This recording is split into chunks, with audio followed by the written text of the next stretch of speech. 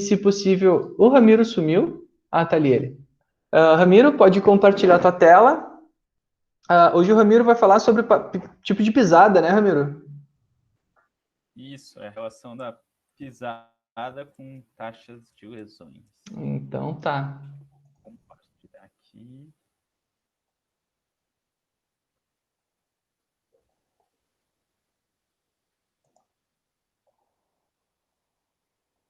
Só um instante para abrir a tela.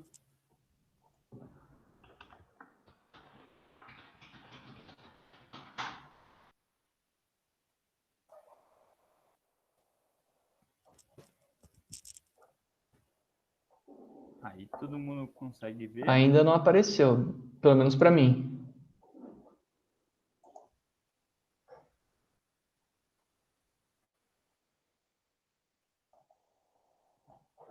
Tu botou apresentar agora ali, tela inteira.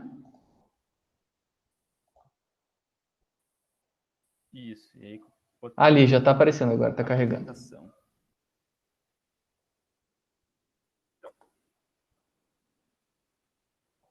Vamos só me dar um Ok. ok a hora que estiverem vendo que Então aqui te apresenta, porque isso aí tá começou. gravado pro YouTube, pra Então, posteridade, e depois inicia o teu artigo.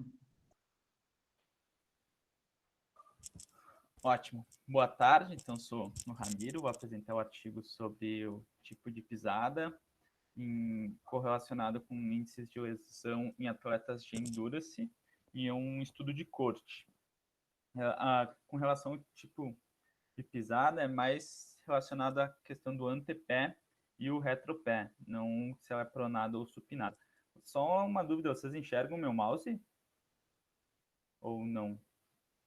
Sim, enxergo. Sim. Tá, eu vou marcando aqui.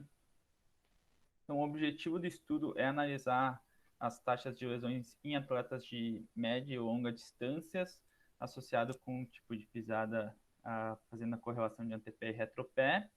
Eu coloquei entre aspas média e longa distâncias, porque eles consideram de 800 a 10 quilômetros, e eu considero longa distância um pouquinho mais longa do que isso, mas é um estudo em cima de atletas de cross country, então de repente para a modalidade é considerado longa distância os 10 quilômetros, né?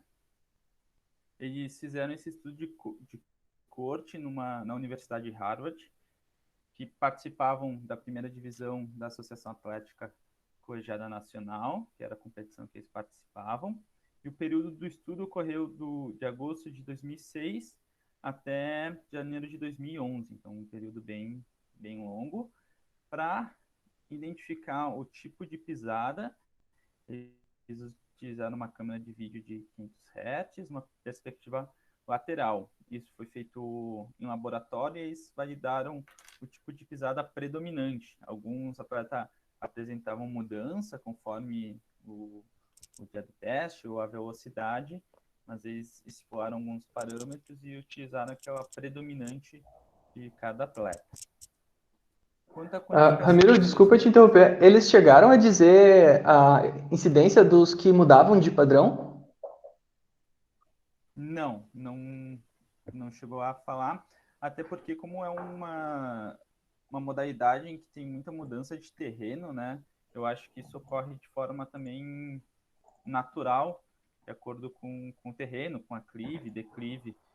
E aí mais para Uhum. frente eles usaram mais mesmo a relação da predominância, assim, Tá. o que mais durante o período de tempo, o que mais eles pisavam no teste, né? Utilizaram como quantificações o histórico de lesões de cada atleta, a gravidade e o índice ou a taxa de lesão por milha rodada.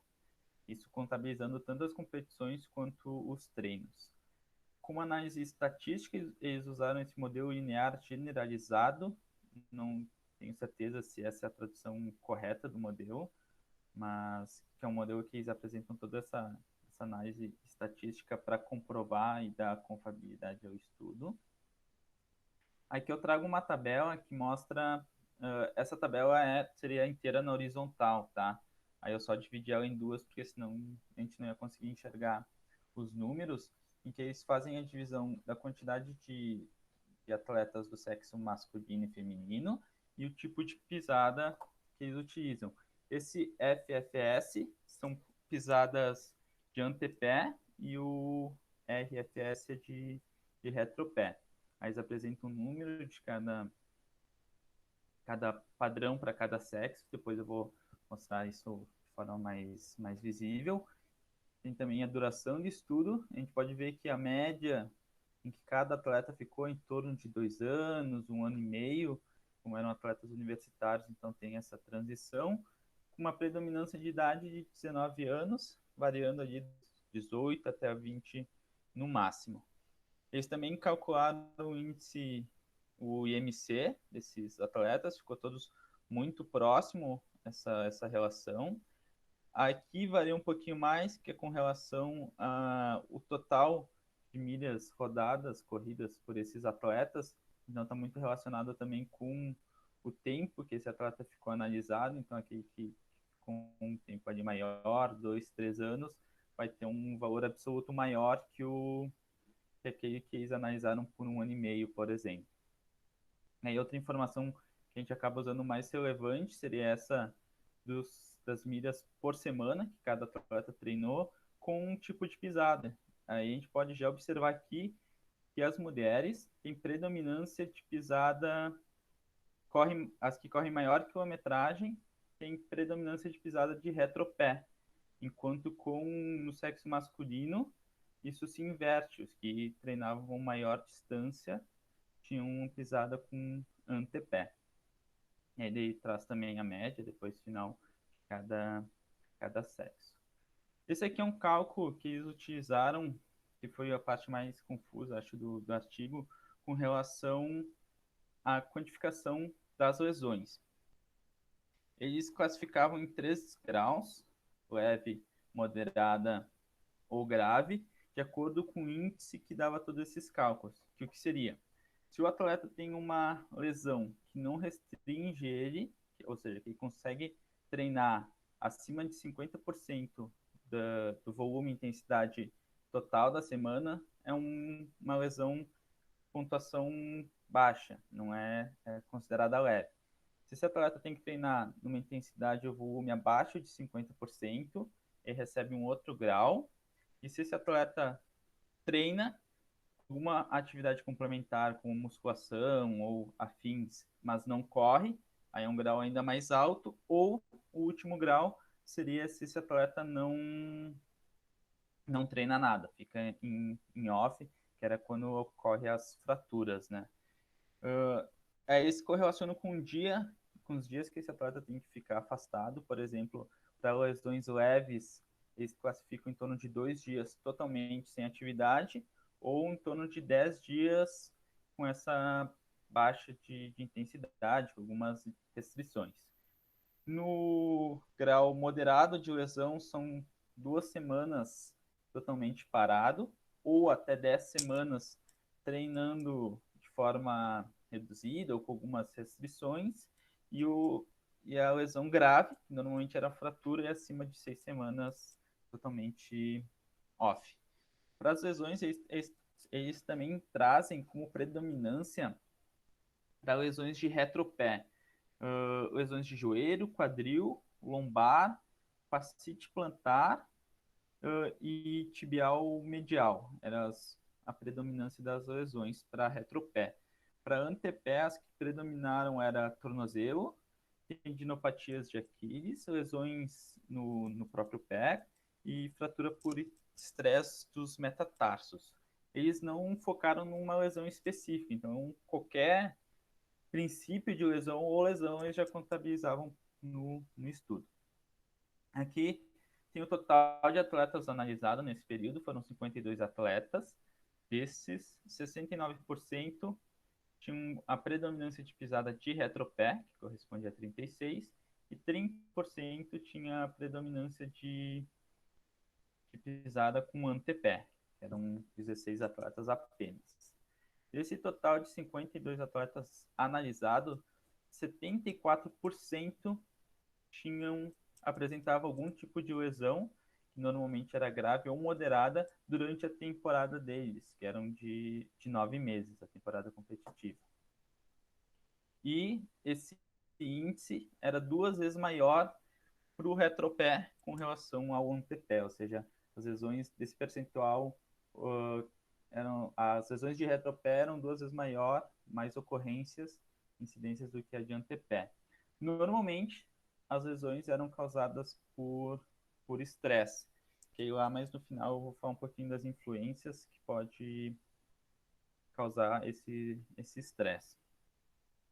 Aqui eu trago um gráfico que ele mostra, deixa eu achar aqui, as lesões por estresse, a incidência de lesões por estresse com a gravidade da lesão. Então, a gente vê que a maioria das lesões por estresse eram num grau leve, e aí essa pontuação é referente àquela fórmula que eu mostrei anteriormente, e tinha uma percentual, uma frequência considerável também de lesões moderadas. Já as lesões severas eram um pouquinho, tem uma frequência menor, até porque dificilmente elas se repetiam. Então, como o atleta ficava fora por mais tempo, eu acho que essa associação também está relacionada. Aqui, esse gráfico P está relacionado às lesões traumáticas, não por estresse.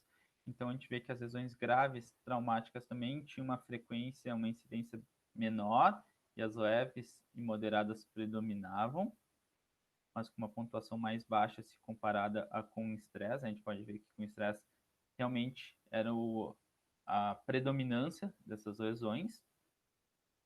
E aqui eu trago outros 2 gráficos que ele apresenta que correlacionam a incidência disso nos homens e nas mulheres. No gráfico C é o percentual de mulheres que tinham reincidência de lesão, e o gráfico D representa os homens que tinham reincidência de lesão nesse período de temporada. A gente pode ver que as mulheres acabam tendo se lesionando com maior frequência, repetindo a lesão, né, tendo mais que uma lesão durante a temporada, num grau leve, bem predominante, mas o moderado aqui a gente vê que tem valores altos, e nos homens também essa consistência de lesões moderadas repetidas também ocorre. Aqui traz uma tabela, que, pelo que entendi, é referente àquele modelo linear generalizado, onde ele traz toda a correlação da lesão, se ela é leve, moderada, severa, se ela é por estresse ou se ela é traumática, se ela ocorre no antepé ou no retropé. Então tem um monte de números, né, de valores que correlacionam isso, os percentuais, e aí mostra depois a significância aqui do lado dessa correlação. Eu não vou me deter muito na tabela, que ela é um pouco até confusa a gente quando analisar assim, ou precisa de um tempo maior, né, para a gente trinchar ela bem certinho. Eu já vou apresentar o que eles concluíram, que era o quê?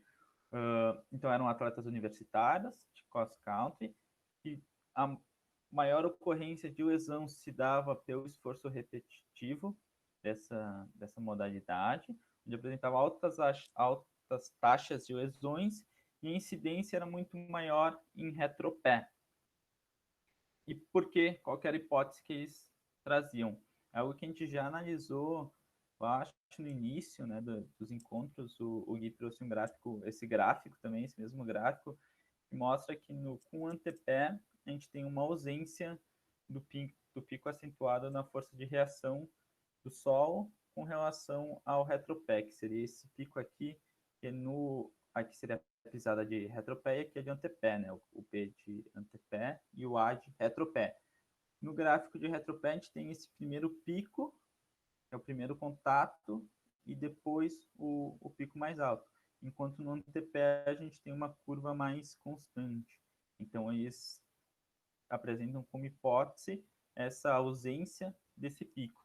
Mas o que eles podem trazer de influência que não foi analisado é a relação da velocidade que esses atletas corriam. Então, pode ser que o atleta que corre de retropé corre numa velocidade inferior e aí tem mais toque, toca mais vezes no chão, ou tem um tempo de contato maior com o solo com relação ao antepé, que também não foi analisado, o tipo de superfície, que é muito variada nessa modalidade, então a gente tem terra, grama, subida, descida, pedra, então é um terreno bem variado.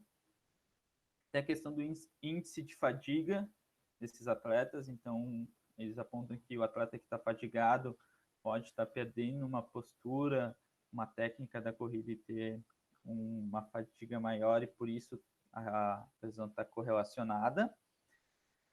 Tem a questão do calçado, que eles falam que tem uma tendência crescente quanto ao uso de tênis minimalistas, e aí a pisada com o retropé não tem aquele amortecedorzinho mais tradicional, né? O impacto acaba sendo mais seco, então pode ter influência disso também.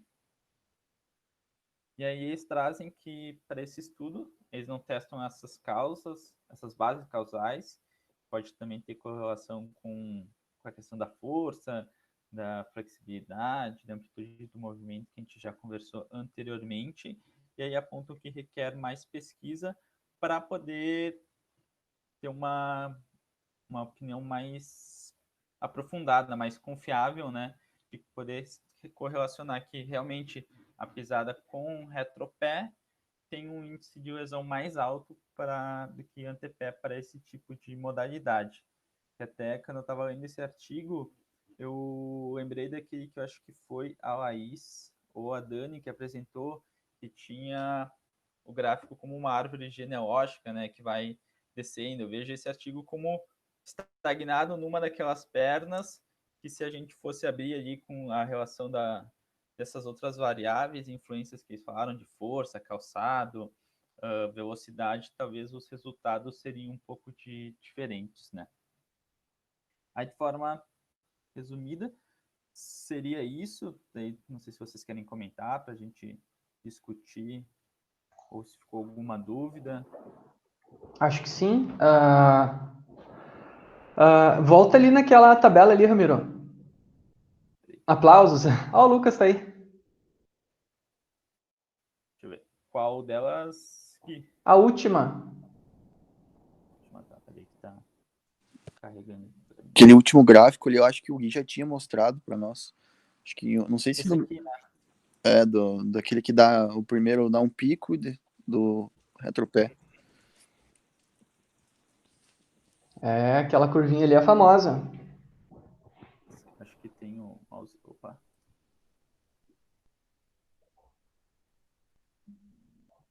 Aqui, deixa eu ver se aparece a canetinha.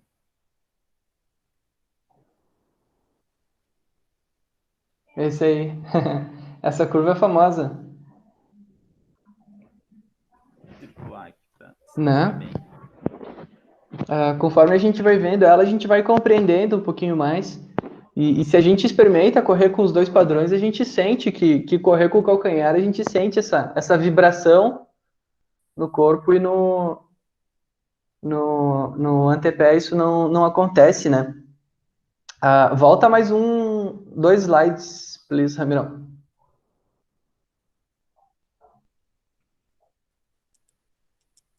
Esse aqui? Calma aí que tá carregando aqui. É uma tabela grande. Então acho que Essa aí, ó. Essa aí é tri. Olha só, gente. O que eles estão comparando aqui, né? Feminino, masculino e depois all, que é todos, né? Então são 52 pessoas na amostra deles, uma amostra razoável. E daí ele botou forefoot e rearfoot. Forefoot é antepé e rearfoot é retropé. Né? Então ele tem os dois grupos e foi separando por sexo, mas vamos ver ali o all, né, que é todos. E daí, ó, forefoot tem 1.5, 1.2 de lesões por esforço repetitivo, 2.0 de lesões por esforço repetitivo moderadas, e depois ele somou moderada e severa, né? e 5.0 de moderada e severa, que são as de pior tipo. Então, acho que ele juntou as duas. E daí, ó, Rear Foot, que é o retropé, deu 5/8. Vocês enxergam isso? Ali em lesões repetitivas. Daí tem esse moderado e severo. Lá no All, que o N é 52. E algo que ele não apresenta, mas que eu, pelo que a gente já comentou, acredito que seja, é que essas lesões de retropé estão muito associadas a questões articulares, enquanto a de antepé está relacionada às questões de lesões musculares, né? E talvez por isso de ter um índice maior de gravidade nas de retropé. Que são as que fizeram diferença. E daí tem ali Rear Foot Injuries, também tem diferenças estatísticas, né? Ele deixou em negrito só o que tem diferença significativa. E essas de esforço repetitivo são as piores, né, gente? Normalmente, porque são as persistentes que voltam, né? E tanto as médias, quanto as moderadas, quanto as moderadas e severas juntas, ocorreram mais no Rear Foot Strike, né? Que é o padrão em retropé. Então, acho que é um tiro para dizer que retropés tem mais lesões. Mas daí, se a gente olhar nas outras lesões, ali, traumática e RF injuries, tem mais ou menos a mesma quantidade. E depois na RF tem mais para o retropé também. Então, isso é uma coisa que está variando bastante. Tem estudo que diz que é igual, tem estudo que diz que é diferente. Então, é mais um tiro para a gente dar nessa direção aí. Mas eu tenho um pensamento bem parecido com o que o Ramiro estava falando ali também, né? Uma vez que você corre em antepé, né? Que tu muda toda a biomecânica, enfim, né? Muda o recrutamento muscular ali durante a corrida. Se o corredor ele tem uma estrutura muscular adequada, né? Então, teoricamente, acho que ele vai ter menos, né? A tendência é menor realmente de ter lesão muscular. E, ao contrário, quando ele corre no retropé, a sobrecarga articular, né? Que eu acho que é o que tá. Essas lesões que ele cita é mais relacionada a essa sobrecarga em articulação. Isso não fala muito relacionado à lesão muscular. Eu não entendi muito qual é o tipo de lesão que ele diz leve, moderada ou severa. Essa sobrecarga. Porque eu penso que se o atleta ele tem uma força muscular adequada, ok, ele correr em antepé assim, sabe? Eu penso. Agora, se não, eu acho que aí ele teria mais lesões também. Ele cita como lesões, a maioria que ele cita tem a ver com articulação e estrutura óssea, né? Que é joelho, quadril, a fascite plantar, que é um pouco, e traz também o lombar e tibial medial como retropé. E de antepé traz as tendinopatias de Aquiles e fratura por estresse no metatarso, além da questão de fraturas, de lesões próximas aí do tornozelo, daquela musculatura que está envolvida nessa articulação. Entendi. Seria legal se ele tivesse visto por tipo de lesão, né? Exatamente. Ele viu só pela severidade das lesões, né? Fez aquele índice ali para ver a severidade das lesões. Muito bem, seu Ramiro. A gente acabou indo breve. Duda, como é que tá teu horário aí? Então, olha só, agora às 4, já vai dar 3h30, né? Eu tenho uma reunião de um projeto. E aí às 4h30 eu já tenho aula. Então eu não sei se fica muito reunião em às 4. cima. Não, daí é curto tempo mesmo. E aqui o meu artigo eu achei até extenso, sabe? Mas eu gostei bastante. Bastante mesmo. Desse de salto. Eu achei... Bacana. Como é que eu paro agora? Bacana. Gente, acho que isso é uma coisa que vale a pena vocês estarem dando uma olhada nos artigos que tem ali, que são os tipos de lesões mais incidentes em cada caso, né? Tem mais de um artigo naquela pasta ali que fala sobre o padrão de pisada e o tipo de lesão. Então, acho que é uma coisa que a gente pode, que vocês podem dar uma estudada para identificar quais são as lesões mais comuns por tipo de pisada. Apesar daqui eles não falarem, eles falarem só sobre a gravidade das lesões, e aparentemente a gravidade das lesões ela é maior no retropé, mas ele não estuda força, né? Como o Ramiro disse, a gente não tem a informação de força. Vale a pena a gente ver quais são os tipos de lesão também. Quem quiser dar. E a gravidade e correlaciona também com os dias ausentes de treino, né? Não sei se também é um fator que realmente é pontual quanto à gravidade em si mesmo, né? E aí fala que tem algo que pode ter também influenciado é que alguns atletas podem ter omitido algumas lesões leves para não precisar parar de treinar. Isso também é uma ocorrência que eles tiveram.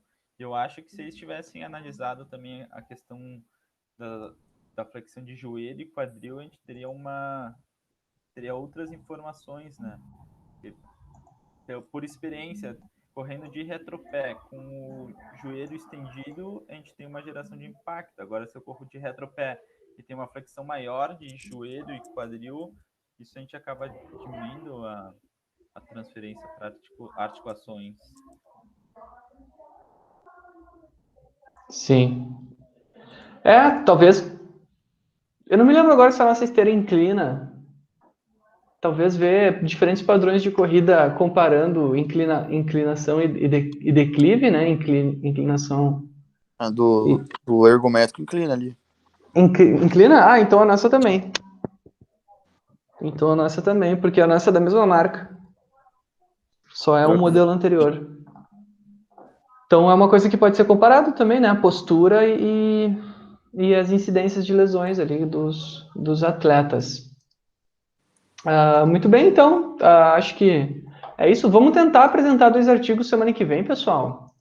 Chegar na horinha aí, começar às 2h30, para a gente poder ter a Duda e a Laís falando na semana que vem, dia 2, para daí na próxima ter a Sara e o Franco, depois o Doug e a Dani, né? A gente tem aí vários artigos pela frente, a gente consegue, acho, estudar 2 artigos por vez. Vocês gostam desse horário ou vocês, começar mais cedo, de repente, para não prejudicar muito o... Não, fica tranquilo, Lucas. Para não prejudicar muito o horário da tarde? Vocês acham que tá bom assim, 2h30? Querem mudar para as 2, para de repente conseguir ficar mais tempo? Laís, acho ok. Para mim é tranquilo também. Tranquilo também? Então vamos... Demais, querem se manifestar? Tudo tranquilo, tudo na paz? Então tá.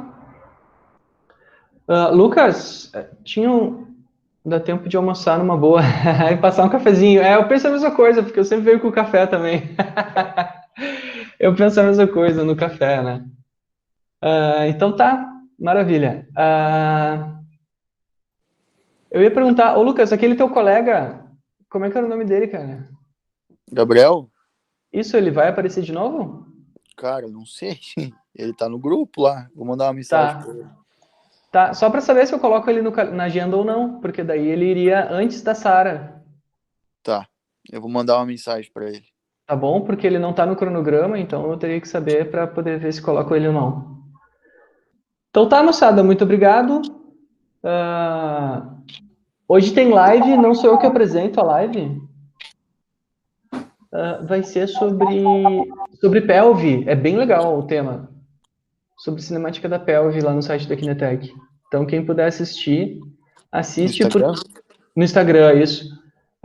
Porque ali vai falar sobre a questão da importância dos músculos abdominais, paravertebrais, que eles também influenciam bastante essa questão do padrão de corrida, sabe? Então, acho que vale a pena vocês assistirem essa live, tá?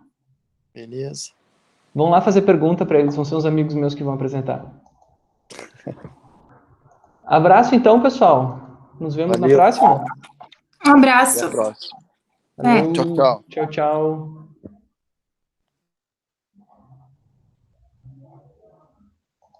Gui, deixa eu te aproveitar